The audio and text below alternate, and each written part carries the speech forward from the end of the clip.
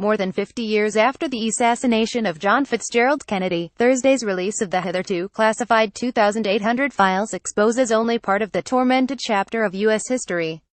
Nonetheless, the declassification has prompted historians, researchers and conspiracy theorists, so-called, to rummage for details that still shroud the circumstances of the shooting of the country's 35th president by a certain Lee Harvey Oswald on the 22nd of November 1963. Having promised to release the data, President Trump has eventually delayed the disclosure of certain documents, saying he had no choice but to consider national security, law enforcement and foreign affairs concerns, notably the caveat advanced by the FBI and CIA. In a country that is all too frequently roiled by the gun culture, the White House is bound to be wary of what is put on the website of the National Archives. It would be premature to jump to conclusions on so sensitive an issue, based on a still largely tentative release, and America and the world must await the disclosure on the 26th of April 2018, indeed the next deadline for the documents. The empirical evidence is still less than comprehensive for a proper reconstruction of history. However, one of the interesting documents unearthed was a memo, written by Director J. Edgar Hoover, that said the FBI had been alerted of a potential death threat to Lee Harvey Oswald.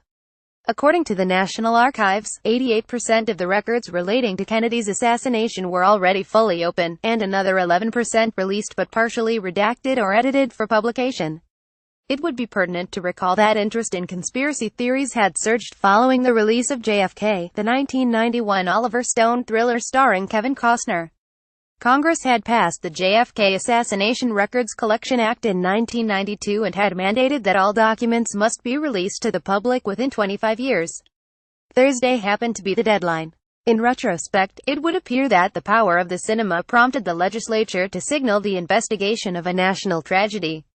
There is less excitement over the release than had been anticipated. Experts wonder whether the new documents will provide any stunning new details about the killing. Yet making public the material or at least most of it would help dispel suspicions of a conspiracy. The chaotic, last-minute nature in which the release was held up might raise misgivings that the intelligence communities do not want to cooperate. The assassination of JFK remains quite the most controversial chapter in the history of America.